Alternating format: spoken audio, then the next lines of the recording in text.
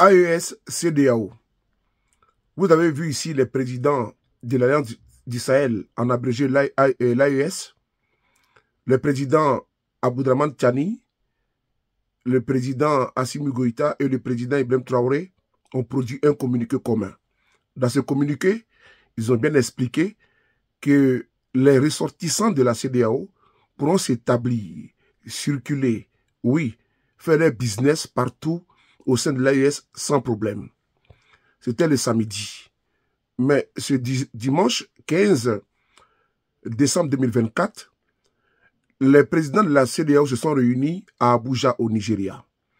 Ils viennent de prendre une décision, celle-là même d'accepter le départ des pays de l'AES qui, selon eux, doit être acté le 25 janvier 2025.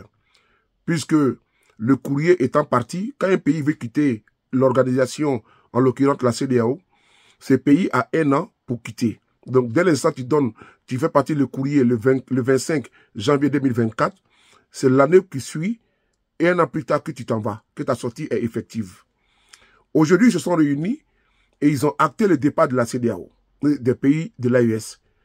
Mais ils posent un préalable, c'est-à-dire que ça sera acté à partir du 25 janvier 2025, mais ils donnent encore 6 mois jusqu'en juillet 2025 aux pays de l'AES qui souhaitent, après réflexion, revenir. Il n'y a pas de problème, c'est-à-dire que les portes sont ouvertes.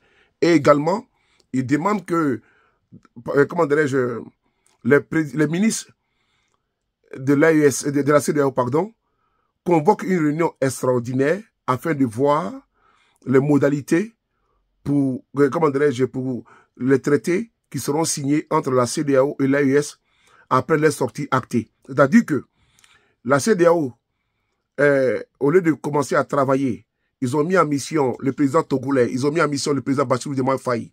Au lieu de négocier les modalités de circulation des personnes et des biens, et par rapport au séjour, est-ce que les personnes vont circuler avec des séjours ou pas, ou bien comment ça va se passer? Non.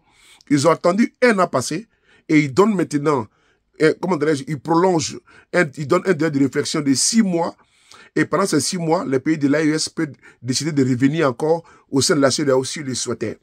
Mais quand on prend l'exemple de l'Angleterre, quand il y a eu le Brexit, quand les Anglais ont décidé de quitter l'Union européenne, mais l'Union européenne a déclenché automatiquement la procédure avec Michel Barnier, qui était le négociateur en chef, afin de pouvoir voir les protocoles, les traités et autres avec l'Angleterre, sous Boris Johnson. Mais ils ont signé des partenariats, et actuellement l'Angleterre vit, après Boris Johnson, il y a eu pratiquement 4 premiers ministres qui sont passés à la tête de l'Angleterre, qui n'ont pas remis en cause le Brexit. Mais aujourd'hui, le cordon ombilical est coupé entre la CEDEAO et l'AES. Mais on constate que les présidents de l'AES ne veulent pas vraiment que les pays de l'AES puissent partir. Alors que c'est terminé. C'est terminé. Donnez encore 6 mois de réflexion, alors que ces pays sont déjà passés à autre chose. Ces pays travaillent déjà, ils ont déjà oublié ce qu'on appelle l'AES. Et pardon, ils ont déjà oublié ce qu'on appelle la CEDEAO. Mieux, ils ont pris sur eux de produire un communiqué commun, en l'occurrence le président, pour dire que les personnes, les ressortissants, pardon, de la CEDEAO pourront circuler librement au sein de l'AES. La bienveillance et la bienséance voudraient que la CEDEAO puisse acter une réciprocité afin que les personnes et les biens puissent circuler au sein, n'est-ce pas, de ces deux organisations. Mais je vois que, jusqu'à preuve du contraire, ceux qui ont voulu envoyer un bataillon au Niger pour aller réinstaller Bazoum n'ont pas encore fini, ils n'ont pas encore fini de revenir en arrière suite à leurs propos, comment dirais-je, précipités. Je parle ici de M. Alassane Draman Ouattara. Mais pour chuter ici, définitivement, il faille que les dirigeants de l'AES fassent attention. Parce que, jusqu'à preuve du contraire, certaines mains noires ne sont pas arrivées à déstabiliser l'AES. Et ils ne savent pas par quelle alchimie passer. L'AES est déjà acté, l'AES est déjà créé, et que ce soit même le 25 janvier, ils ont déjà oublié la CEDEAO. Le 25 janvier, chez vous, c'est formel.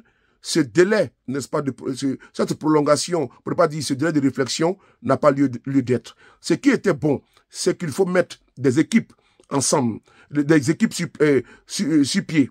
Ces équipes qui vont commencer maintenant à travailler sur les modalités formelles de séparation, sur la circulation des personnes et des biens, sur les traités qui seront signés entre la CEDEAO et l'AES. Parce qu'il faut le reconnaître, la Mauritanie est sortie de la CEDEAO. Il n'y a pas eu tous ces tralala, il n'y a pas eu tous ces embâches, il n'y a pas eu tous ces tracasseries. Voilà. Mais on ne comprend pas pourquoi est-ce que l'AES a décidé de partir et que ceux qui sont au sein de la CEDEAO, qui sont jusqu'au boutistes, vont en guerre et décident, n'est-ce pas, de ne pas acter cela.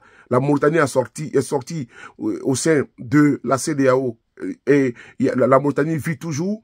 Les pays de l'AES ont acté leur départ et ils continuent de vivre. Vive l'AES, on est ensemble.